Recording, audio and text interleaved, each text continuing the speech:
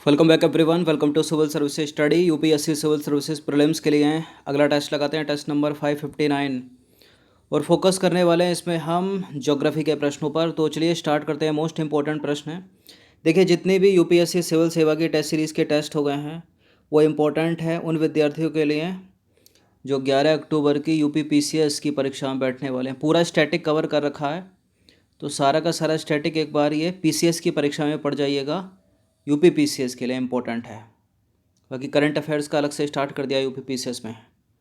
चलिए स्टार्ट करते हैं। तो प्रश्न क्रमांक संख्या 1, इनमें से कौन सी स्थानीय पवनें दिन के समय बहती हैं? बताइए।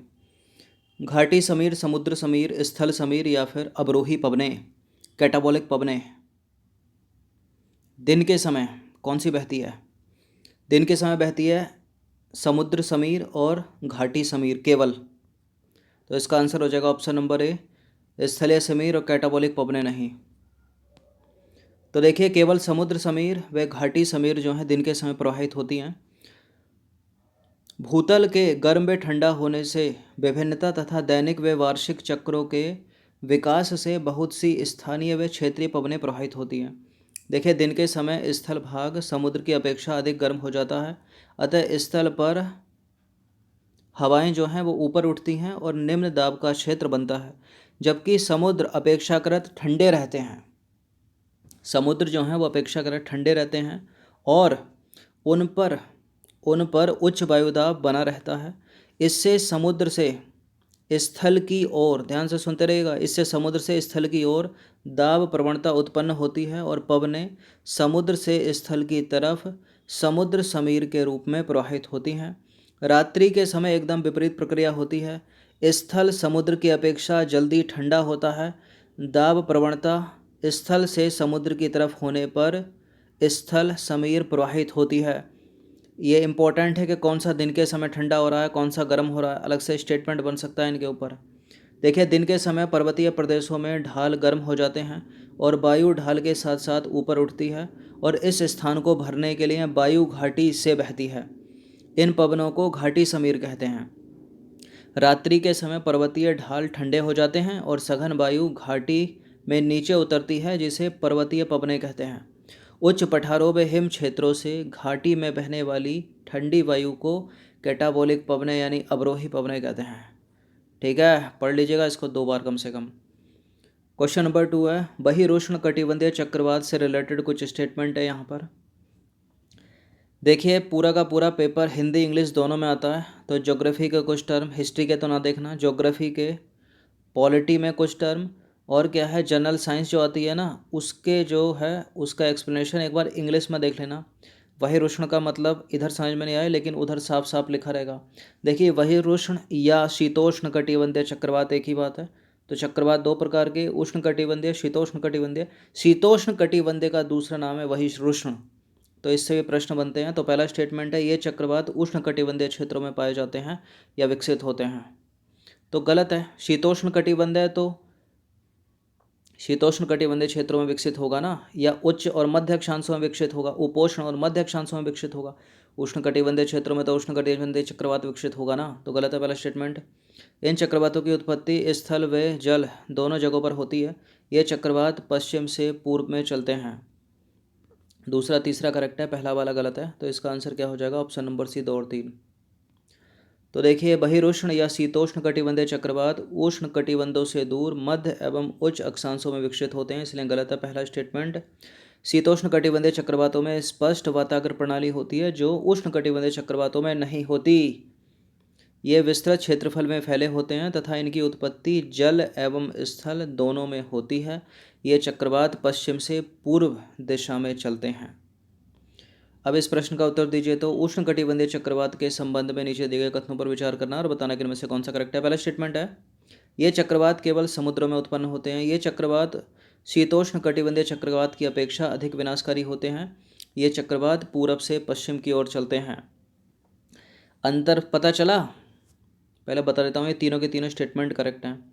देखिए, ये चक्रवात केवल समुद्र में उत्पन्न होते हैं। उष्ण कटिबंधीय चक्रवात केवल समुद्र में उत्पन्न होते हैं। शीतोष्ण कटिबंधीय चक्रवात समुद्र और जल दोनों में हो रहे थे।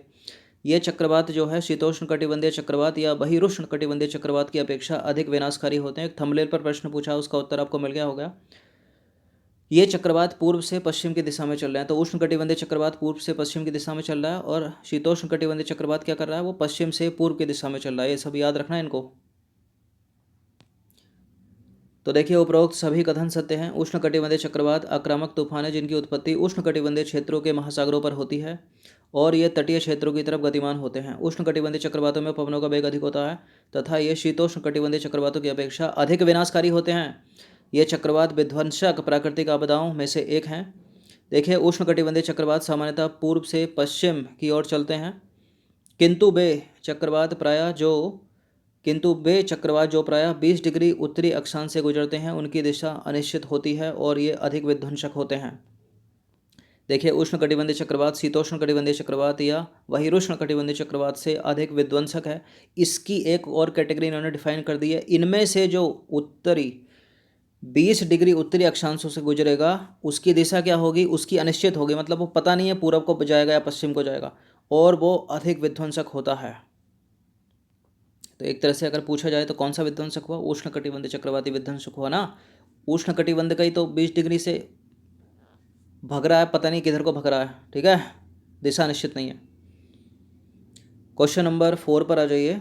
उष्ण कटिबंधीय चक्रवात के संबंध में चक्रवात का लैंडफॉल क्या है? क्या चक्रवात का धीरे धीरे क्षीण होकर मर जाना? क्या चक्रवात को स्थल पर आर्द्रता की आपूर्ति का बाधित होना? या फिर चक्रवात का कपासी मेघों से संग्रहण प्रक्रिया द्वारा ऊर्जा प्राप्त करना? या चक्रवात का समुद्री तट को पार करके जमीन पर पहुंचना? लैंड एक शब्द आया वहाँ पर, इंग्लिश का वर्ड है वो लैंड, मतलब ज़मीन। तो चक्रवात का समुद्री तट को पार करके जमीन पर पहुंचना, यही है उष्ण कटिबंधीय चक्रवात का लैंडफॉल। तो वह स्थान जहां उष्ण कटिबंधीय चक्रवात समुद्री तट को पार करके जमीन पर पहुंचते हैं चक्रवात का लैंडफॉल कहलाता है, ठीक है। और चक्रवात से प्रश्न बनेगा जरूर, यूपी पीसीएस में ही बनेगा इस बार और यूपीएससी में ही बनने की उम्मीद है, क्योंकि बहुत सारे चक्रवातों ने दुखी किया था इस बार, अम्फन हो गए। क्वेश्चन नंबर 5 पर आ जाइए। उष्ण कटिबंधीय चक्रवात के संबंध में चक्रवातों का लैंडफॉल क्या है? एक प्रिंटिंग मिस्टेक हो गई है, ब्लंडर हो गया है, यहाँ स्टेटमेंट आना चाहिए निम्नलिखित कथनों में से कौन सा कथन सही है, पुराना छप गया। चलिए, पहला स्टेटमेंट है निम्नलिखित कथनों में से कौन सा सही है। में महासागरीय जल में क्षैतिज व ऊर्ध्वाधर दोनों प्रकार की गतियाँ होती हैं। ध्यान से सुनते रहिएगा। महासागरीय धाराएं व लहरें क्षैतिज गति से संबंधित हैं, जबकि ज्वार भाटा ऊर्ध्वाधर गति से संबंध रखता है। महासागरीय धाराएं एक निश्चित दिशा में बहुत बड़ी मात्रा में जल का लगातार बहाव हैं।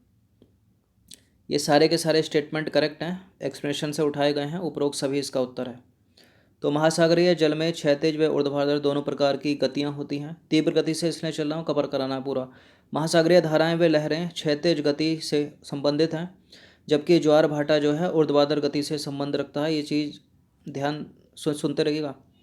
महासागरीय धाराएं एक निश्चित दिशा में बहुत बड़ी मात्रा में जल का लगातार बहाव है, जबकि तरंगे जल की क्षैतिज गति हैं। धाराओं में जल एक स्थान से दूसरे स्थान पर पहुंचता है, जबकि तरंगों में जल गति नहीं करता है। तो समझ में आ गया होगा यहाँ पर महासागरीय धाराओं और तरंगों में क्या क्या डिफरेंस निकल रहा है। क्वेश्चन नंबर 6 है, वायु एवं वायुमंडलीय दाब में परिवर्तन के कारण महासागरीय जल में उत्पन्न होने वाली गति को क्या कहोगे? तरंग, ज्वार भाटा, चक्रवात या फिर सर्ज? यही कहोगे, महोर्मी इसको बोलते हैं हिंदी में, डी। तो देखिए, जलवायु संबंधी प्रभावों के कारण समुद्री जल की गति को महोर्मी कहा जाता है, मतलब सर्ज कहा जाता है। वायु एवं वायुमंडलीय दाब में परिवर्तन। अब देखिए, चंद्रमा एवं सूर्य के आकर्षण के कारण दिन में एक बार या 2 बार समुद्र तल का नियतकालिक उठने या गिरने को ज्वार भाटा कहते हैं। सबको पता होगा, बचपन में पढ़ा होगा। महोर्मी ज्वार भाटा की तरह नियमित नहीं होता। क्वेश्चन नंबर 7 है, समुद्र जल में उठने वाले ज्वार भाटों की उत्पत्ति किन बलों के कारण होती है? ये इम्पोर्टेंट है प्रश्न, मोस्ट इम्पोर्टेंट है प्रश्न। बहुत सारे स्टूडेंट इसका उत्तर क्या लगाएंगे? डी लगाएंगे, लेकिन इसका उत्तर डी नहीं है, उपरोक्त सभी नहीं है। तो ज्वार भाटाओं के बनने के लिए क्या आवश्यक है? अपकेंद्रीय बल आवश्यक है। सूर्य का गुरुत्वाकर्षण बल भी आवश्यक है। चंद्रमा का गुरुत्वाकर्षण बल भी आवश्यक है। कोरियोलिस बल इसके लिए आवश्यक नहीं है, कोई मतलब नहीं है इससे। 1 2 4 1 2 4 1 2 4 सी। तो देखिए समुद्र तल में उत्पन्न होने वाले ज्वार भाटा चंद्रमा के गुरुत्वाकर्षण के कारण तथा कुछ हद तक सूर्य के गुरुत्वाकर्षण के कारण उत्पन्न होते हैं। ज्वार भाटाओं की उत्पत्ति में दूसरा महत्वपूर्ण कारक है अपकेंद्रीय बल, जो कि गुरुत्वाकर्षण को संतुलित करता है। गुरुत्वाकर्षण बल तथा अपकेंद्रीय बल दोनों मिलकर पृथ्वी पर दो महत्वपूर्ण ज्वार भाटाओं को उत्पन्न करने के लिए उत्तरदायी हैं। ज्वार भाटाओं की उत्पत्ति का कोरियोलिस बल से कोई सीधा संबंध नहीं है, कोई संबंध ही नहीं है, सीधा उल्टा। क्वेश्चन नंबर 8 पर आ जाइए। समुद्री सतहों पर बृहद ज्वार आने का कारण है, ये भी इंपॉर्टेंट है। बृहद ज्वार कब आते हैं? बृहद ज्वार आते हैं जब सूर्य, चंद्रमा और पृथ्वी तीनों एक ही दिशा में होते हैं। तो देखिए पृथ्वी के संदर्भ में सूर्य एवं चंद्रमा की स्थिति ज्वार की ऊंचाई को प्रत्यक्ष रूप से प्रभावित करती है। जब तीनों एक सीधी रेखा में होते हैं तब ज्वारीय उभार अधिकतम होता है, जिनको बृहद ज्वार भाटा कहा जाता है। ऐसा महीने में 2 बार होता है, पहला पूर्णिमा के समय और दूसरा अमावस्या के समय। तो दोनों बार होता है, ऐसा नहीं है कि केवल एक बार। सामान्यतः बृहद ज्वार एवं निम्न ज्वार के बीच 7 दिन का अंतर होता है। इस समय चंद्रमा एवं सूर्य एक दूसरे के समकोण पर होते हैं, यानी 90 डिग्री पर, तथा सूर्य एवं चंद्रमा के गुरुत्व बल एक दूसरे के विरुद्ध कार्य करते हैं। ठीक है। क्वेश्चन नंबर 9 पर आ जाइए। निम्नलिखित कथनों पर विचार करना है। 3 स्टेटमेंट है, यहाँ पर बताने के इनमें से कौन सा करेक्ट है। पहला स्टेटमेंट है ज्वार भाटा नौ संचालन की गतिविधियों में मददगार होते हैं क्या? ज्वार भाटा तलछटों की गाद निकालने में मदद करते हैं और ज्वार भाटे का उपयोग विद्युत शक्ति उत्पन्न करने में किया जाता है। बिल्कुल किया जाता है, चीन में किया जाता है, कनाडा में किया जाता है। तीनों के तीनों स्टेटमेंट ये करेक्ट हो गए। इसका आंसर हो जाएगा ऑप्शन नंबर डी 1 2 3। तो देखिए उपरोक्त सारे के सारे करेक्ट हैं। चूंकि पृथ्वी, चंद्रमा व सूर्य की स्थिति ज्वार की उत्पत्ति का कारण है, इसलिए इनकी स्थिति के सही ज्ञान से ज्वारों का पूर्वानुमान लगाया जा सकता है। यह नौसंचालकों व मछुआरों को उनके कार्य संबंधी योजनाओं में मदद करते हैं। ज्वार भाटा नौसंचालन में ज्वारीय प्रवाह का अत्यधिक महत्व है। ज्वार की ऊंचाई बहुत अधिक महत्वपूर्ण है, खासकर नदियों के किनारे वाले बंदरगाहों पर एवं ज्वारान्मुख के भीतर, जहां प्रवेश द्वार पर छिछली रोधिकाएं होती हैं, जो कि नौकाओं एवं जहाज़ों के बंदरगाहों में प्रवेश करने से उनको रोकती हैं। अब देखिए ज्वार भाटा तलछटों के डिस्टिलेशन में भी मदद करते हैं तथा ज्वारान्मुख से प्रदूषित जल को बाहर निकालने में भी मदद करते हैं। ज्वारों का इस्तेमाल कनाडा में, फ्रांस में, रूस में और चीन में विद्युत शक्ति उत्पन्न करने में भी किया जाता है। ठीक है, तो इम्पोर्टेंट हो गए ये तीनों के तीनों स्टेटमेंट, पहला और तीसरा वाला।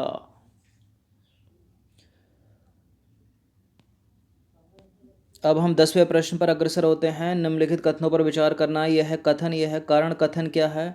जिन क्षेत्रों में गर्म व ठंडी जलधाराएं मिलती हैं वे संसार के प्रमुख मत्स्य क्षेत्र हैं। क्योंकि कारण क्या है इसका? गर्म व ठंडी जलधाराओं के मिलने वाले क्षेत्र, तापमान, क्षेत्र का जो तापमान है वो मछलियों के प्रजनन के लिए सर्वाधिक उपयुक्त है। बताइए। कथन सही है, कारण सही है और कारण कथन की सही व्याख्या करता है। कथन सही है, कारण सही है, किंतु कारण कथन की सही व्याख्या नहीं करता है।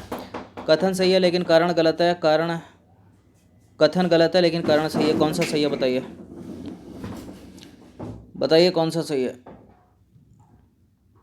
देखिए मोस्ट इंपॉर्टेंट प्रश्न है, इससे रिलेटेड प्रश्न ये नहीं था लेकिन इससे मिलता जुलता यूपीएससी सिविल सेवा ने 2014 में पूछा था। पहला स्टेटमेंट, जिन क्षेत्रों में गर्म व ठंडी जलधाराएं मिलती हैं वे संसार के प्रमुख मत्स्य क्षेत्र हैं। करेक्ट है। क्यों है? ठंडी व गर्म जलधाराएं के मिलने से जो तापमान है मछलियों के प्रजनन के लिए उपयुक्त हो जाता है। गलत। जो वहाँ मछलियों का भोजन है ना, फाइटोप्लैंक्टन और जू प्लैंक्टन, उनके लिए वो ऑप्टिमम टेम्परेचर है, मतलब उनका अनुकूलित वास है। अब मछलियाँ क्या करती हैं? मछलियाँ उनको खाती हैं, वो मछलियों का भोजन है, आहार है। तो इसका सही हो जाएगा, कथन सही है लेकिन कारण गलत है, सी लगाएंगे हम इसका। तो कथन सही है किंतु कारण गलत है, क्योंकि समुद्री क्षेत्रों में जहाँ गर्म व ठंडी जलधाराएं मिलती हैं वहाँ ऑक्सीजन की आपूर्ति फाइटोप्लैंक्टन और जू प्लैंक्टन की बढ़ोतरी में सहायक होती है, जो मछलियों का प्रमुख आहार है, भोजन है, फूड है। और संसार के प्रमुख मत्स्य क्षेत्र इन्हीं क्षेत्रों में जहाँ गर्म और ठंडी जलधाराएं मिलती हैं में पाए जाते हैं। तो इम्पोर्टेंट है प्रश्न, अच्छे से इनका रिवीजन कर लीजिएगा। और यूपी पीसीएस वाले भी हर टेस्ट की प्रैक्टिस करें जो यूपीएससी सिविल सर्विसेज के लिए अपलोड किया जाता है। सारी स्टैटिक कवर हो जाएगी, यहाँ से कुछ नहीं आएगा बाहर से, कुछ भी नहीं, सब मिलेगा इसमें, स्टैटिक पार्ट सब मिलेगा। बाकी करंट अफेयर्स पढ़ते रहिए। सब जो पिछली बार पूछा था ना, कोंडाना चूहा, ये चूहा, वो चूहा, सब, इन्वायरमेंट, इकोलॉजी, सब, पॉलिटी, सब कवर होगी पूरी।